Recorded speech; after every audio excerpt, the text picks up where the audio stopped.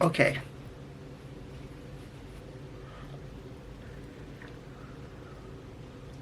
Okay.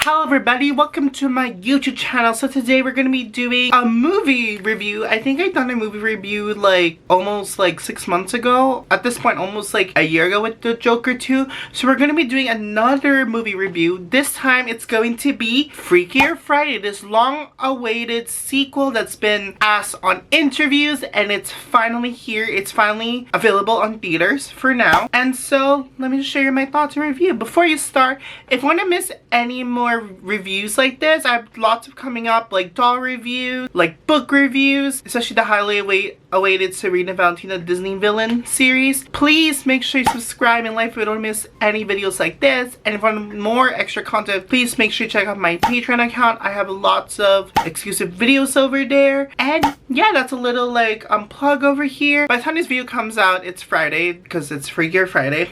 So I did went to an early screening on a Wednesday for preview nights and stuff. How I feel like we're in this era right now in Hollywood where, because this is part of like the legacy sequels. It all started with like, I mean, it's been going for so long. I just know that it's so popular, especially this era during the slasher era, like the horror era. And again, if this movie does pretty well, expect more iconic IPs or cult classics to be announced sequels like this movie. Jamie Lee Curtis is not familiar with this. She already did her legacy sequel, which was the Halloween franchise. I remember it went up and it went downwards after that. So yeah, and this is interesting how this is Lindsay. I'm just looking at my notes. I wrote down my notes after I saw the movie last night when I filmed this video. This is Lindsay Lohan's like comeback theatrical movie. Like, it's been a hot second. I'm up for this Lindsay Lohan renaissance we are up right now. This is like the start of it. It all started with those Netflix movie, and then she leveled up into this theatrical movies, you know? So this is honestly, I can say that it's a great comeback movie for her. And I'm just wondering which Lindsay Lohan early 2000s movie do you want to see a sequel for? Or I guess not. I guess personally, I would love to see Mean Girls 2. I think that would make billions of money. If I gotta choose from a Disney IP, of course, I think Parent Traps 2 would be kind of cool to see her play twins after all this year. That movie that kind of started her, made her more like a breakout star, I would say, that movie. And it would be cool to see her be twins again. And this will be a non-spoiler review, so there won't be any spoilers for this review. And let's dig right into it. Let's start with the good. Again, the first thing I put was like, I feel like the trailer doesn't do justice like how silly this movie is. It's super silly in like in a good way. If it's you like, once you see the trailer, you can kind of sense if this is like your type of genre movie or not. Like, it's a very silly movie. I gotta say, Naked Gun is a lot better. This one is like it's not bad. It's not like, there's some cringy moments, we'll get into the bad part, but like it's a very silly movie, which I don't mind, and it works especially when the switch up happens. It makes the movie very fun. I gotta say, yes, the movie is very fun. It's such a fun movie. It's a fun like girls' night, bring your moms, dad, preferably like girlfriends or your besties. It's like a fun movie to bring out like slumber parties and stuff. And I gotta say, the best part of why you should see this movie is Jamie Lee Curtis. People forgot that she can do comedy. She is such like a joy to watch. You can tell she's having tons of, I think all the cast members can tell they're having so much fun, especially once the switch up happens. That's when the funness all come. Like, they're having like tons of fun to her character. I think she does a fabulous job. She's like a standout to me. I really love the switch up. It's fabulous. She's like the best part of it. And I gotta say, the parallels between like why these certain characters are all switch up kind of makes sense a little bit with their character development. And it gets a little bit parallel with the first movie, which I'll get into later on. So there's the parallels between why these characters got switched up with these characters really makes, I mean, it says on the trailer, like it makes, if you learn like why did Jamie Curtis get mixed up with this British like girl or stepdaughter, kind of makes sense like why once you see the movie itself, the context. It's all about the context. And I feel like the jokes were funny the jokes were funny with the switch up. It's funny to see like Gen Z's, for example, Gen Z's perspective of what it's like being in a Gen X or a Boomer body, and then Gen Z being a Millennial body, and then Boomer and then Millennial like being in a Gen Z body. Like, it's very fun. I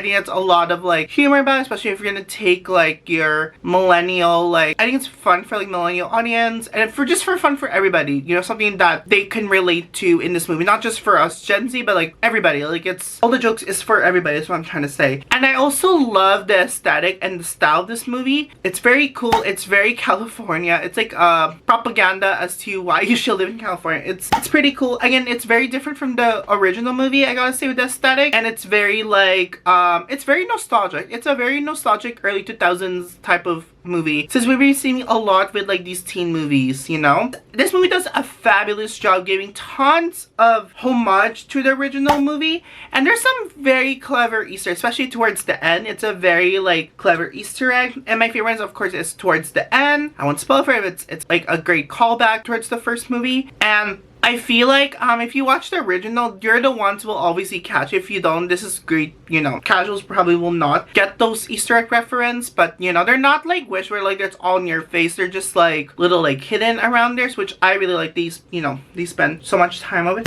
I love like the pink slip performance. I was shocked that this was actually filmed in reshoots, and I'm glad that they did that and added the pink slip performance. It's a great way, you know, it's a great like way to celebrate this movie. It's very nostalgic, and I feel like people that really love that type of music, or like, I mean, yeah, love that type of music, or love that of the first movie, will be happy with how they are part of this movie. Very nostalgic. It's a very nostalgic movie, I gotta say. And if you're asking me, does everybody come back? Almost everybody. I'm glad that because Jamie and Lindsay are like the executive producer of this movie, and I'm glad that they tried their effort to try to bring like everybody back from the original movie. Even the brother, yeah. The brother does make an appearance in this movie. I'm glad they almost did. I wish that the mean girl wasn't in this movie, like from the original. I wish she was in there, but she wasn't. I would like to see what she's, you know, I don't remember them bringing any mentions about her. Maybe I missed it, but like overall, it's a great, they almost bring like everybody back from like the original movie, and it's kind of clever to see where they're kind of placed at. And I think my favorite part going back into it would be, I think Chad Michael Murray is like my favorite. I feel like his role for this one is definitely a lot better than the first one. He's more hot in this one versus like the first one movie. I don't know why. I think it's just the haircut and the way his character is portrayed in the first one. There's still like a little bit homage and callback to his reaction towards the first movie, but I feel like he's very used a lot better in this movie, and the way he's brought back is kind of, it's very silly and very clever, I shall say, without giving any spoil. I put in my notes like how I find it clever, but like some people probably will not find it. It's like, oh, it's like a cheap way for him to come back, you know. It just makes sense just for the gag of it, you know, how bring him back. The standout for the new character, I gotta say, is Manny. Oh my goodness, aka Lindsay Lohan's or Anna's love interest. He is so hot. He is going to be everybody's like TikTok fan edits, like those, like he is a hot guy to look out for. Like, move over Chad Michael Murray. Like, he's hotter than Chad Michael Murray, I gotta say. And he is such a you'll understand why he's such a wonderful like love. There's like a scene in that movie where it makes you understand his character, like why he loves Anna so much, you know, like a little like, you know, it's very like cute. So he's sexy as hell. He is a sexy man, and especially that dance, you guys, you can kind of see like how sexy he is. He is so sexy. The movie doesn't shine bright about like calling out him. Like, he is super like you can see that Marvel, like this muscle over there. Disney should like cast him in a Marvel movie or something. I was thinking like these rom-coms, but like he is perfect. Like, I hope that he gets more work out of this. I gotta say, it was, I put in my notes last minute, it was kind of nice to see I'm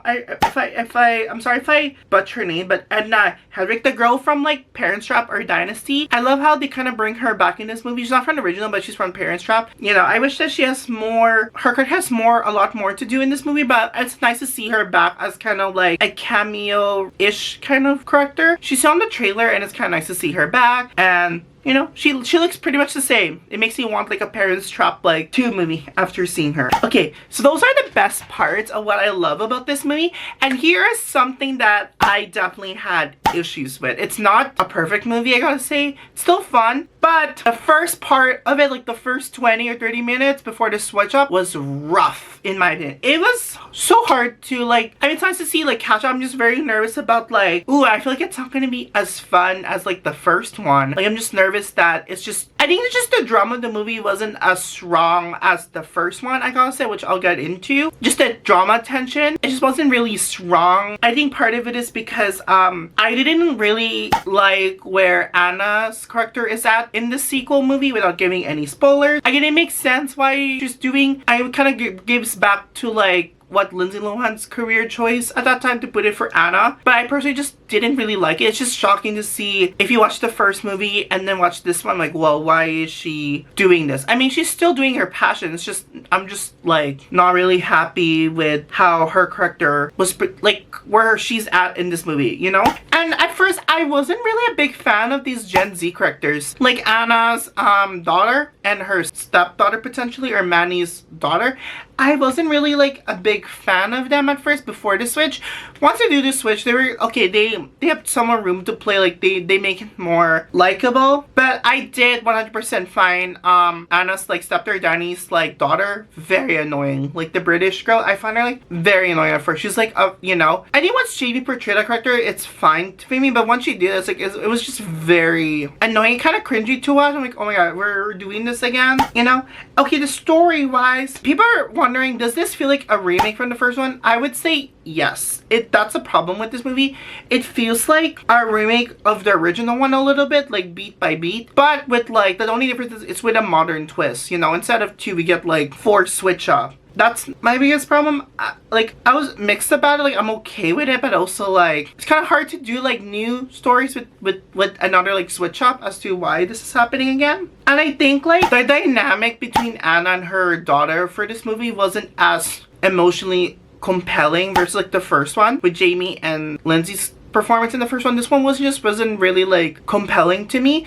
I feel like the relationship between at first with the Gen Z characters were very annoying with the way they argue and baffle. I mean, that's the whole plot of this movie. I just didn't really like buy it. It was just very annoying. It was very annoying. I just didn't, you know, really like the complex. I just wasn't like strong enough versus the first one. And it's kind of funny to see like Anna going through experiencing like what her mom went through during the first movie. I feel like the first was more like wow versus this one. I gotta say, it's just it's funny. And like I said, I really do miss Anna being like a rebellious one in the first movie versus this one. I think it was just Lindsay Lohan's like choice of like reassuring, which makes sense because you know everybody's the same as their teenager, but like I wish we can see a little bit of it. That's my problem with her. And with the music, the soundtrack or the music itself was okay. I feel like it was just placed all over the movie. I understand like the aesthetic of it, like the style of it. It was okay. It wasn't like Barbie the movie soundtrack. It was just placed. It just felt all over the place in my personal opinion. And I feel like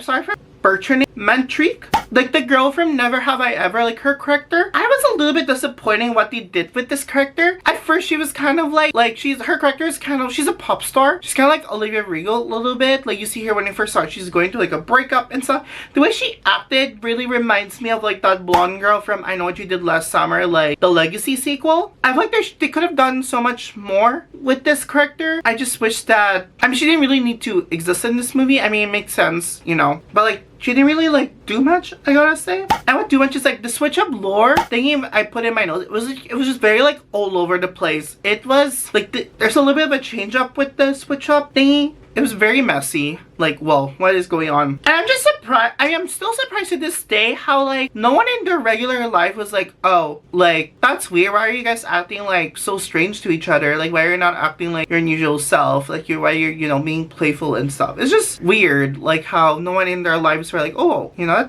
that's weird. Or I don't remember like what happened in the first movie, I gotta say. So overall, I think this is a fun movie to see in theaters with your as I said, with your girlfriend's mom or family. And I think, you know, this is a type of movie if you're a very big fan of the original and you love like Lindsay Lohan movie, or if you're a big fan of this type of genre in the early 2000s, then I feel like you will have like a fabulous time. And just lower your expectations.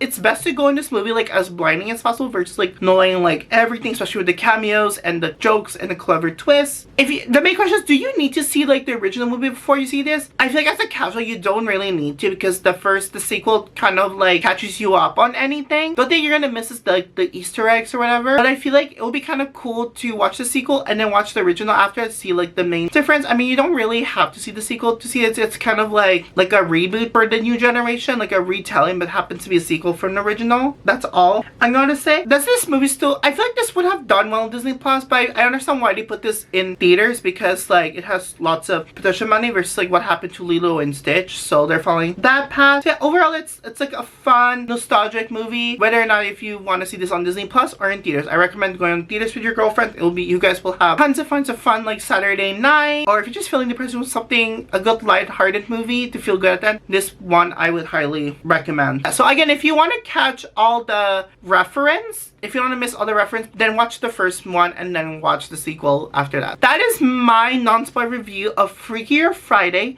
Let me know in the comments below, what do you think of this movie? Have you seen this movie yourself too? And which Lindsay Lohan early 2000 movie would you like to see a sequel to next if they decide to do one? So yeah, leave me in the comments below, and I'll see you all on my next video. Bye! Enjoy the movie. Bye! Mwah. The only thing I don't like is how this is just iconic. Like, it's an iconic line. I don't like it how... Oh, wait, that's it? Okay.